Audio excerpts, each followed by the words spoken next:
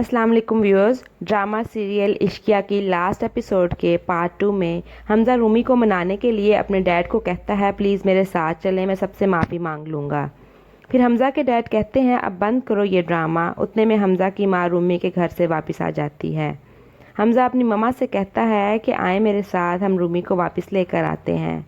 और हमज़ा की माँ जो रूमी से सुनकर आई थी कि उसका बच्चा मर गया है, वो हमज़ा को एक थप्पड़ मार देती है और हमज़ा को कहती है किस किस बात की माफ़ी मांगोगे तुम? रूमी के सामने तुम माफ़ी के काबिल ही नहीं रहे। तुम्हारी सज़ा शुरू हो गई है क्योंकि खुदा ने तुमसे बाप बनने का हक छीन लिया है। हमज़ा समेत सब घर वालों पर बिजली गिर जाती है, या ये कहना ज़्यादा मुनासिब है कि उन्हें तो सांप ही सूंघ जाता है ये बात सुनकर।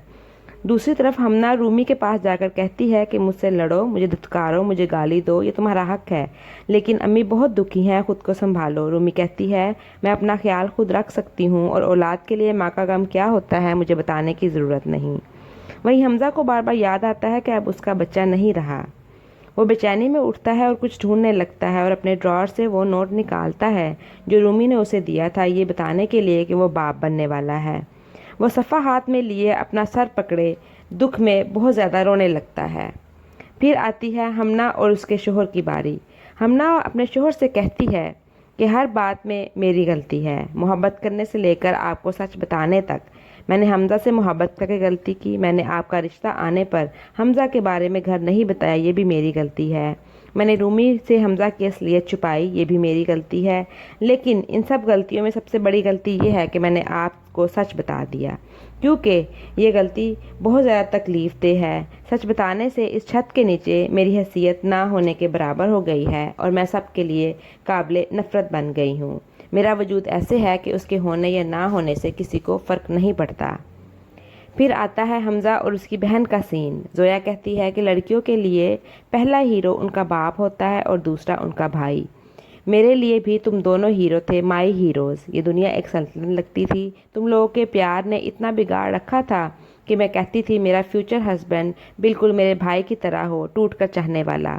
लेकिन अब डर लगता है क्योंकि मेरे भी प्यार भरे मैसेजेस मेरे बॉयफ्रेंड के पास है और मैं दुआ करती हूँ कि वह तुम्हारे जैसा ना निकले। ये सुनते ही हमज़ा तो शर्म से पानी पानी हो जाता है। उसके लिए ये बात सुनना मरने के बराबर थी। फिर अजीम रुमैसा के पास आकर कहता है कि हमना की वकालत करने आया हूँ, क्योंकि अगर मैं आज उसका वकील ना बना तो सच हार जाएगा। अजीम रूमी को बताता है कि हमना बेबस थी, वो बहादुर नहीं थी, लड़ नहीं सकी, लेकिन फिर भी हमना ने सच बोलने की हिम्मत की और सच बोलकर अपना सब कुछ दांव पर लगा दिया। इसलिए मैंने डिसाइड किया है कि मैं हमना को एक मौका ज़रूर दूंगा और उसका माजी निकाल दूंगा हमारी ज़िंदगियों से। तब रूमी कहती है कि बीवी की वकालत के बाद अब बहन की वकालत करने की बारी आ गई है। दूसरी तरफ बेचारा हमज़ा रूमी के इश्क में रूमी को याद करके मुसलसल उसकी तस्वीर को देखता रहता है। इतने में अलिशबा आ जाती है और अपनी मोहब्बत जताने लगती है, लेकिन हमज़ा कहता है कि रूमी इस घर से तो गई है लेकिन मेरे दिल से नहीं गई। जब तक मेरा ये दिल धड़केगा इसमें रूमी रहेगी, तुम अपना वक्त ज़ाया मत कर। के बाद अजीम हमना को बताता है कि रूमी हमज़ा से अलैदगी चाहती है। अजीम कहता है कि काश मैं रूमी का रिश्ता बचा सकता, इसके लिए कुछ कर सकता। हमना कहती है अगर आपको कोई एतराज़ ना हो तो मैं कुला का नोटिस हमज़ा को खुद देना चाहती हूँ। और फिर अजीम वो कुला के कागजात हमना को थमा देता है। रूमी अपनी माँ से कहती है कि मैं समझौते की बुनियाद पर रिश्ते निभाने की कायल नहीं हूँ, इसलिए मैं कुला चाहती हूँ और आपका साथ ही मेरा सब कुछ है। रूमी की माँ अपनी बेटी को गले लगाती है और दूसरी तरफ हमना हमज़ा के गले में रूमी की अलैदगी का तोक तैयार किए हमज़ा के घर चली जाती है। हमना आते ही हमज़ा पर तानों के तीर बरसा देती है कि तुम मुझे बर्बाद करने चले थे, खुद बर्बाद हो गए और सब खो बैठे।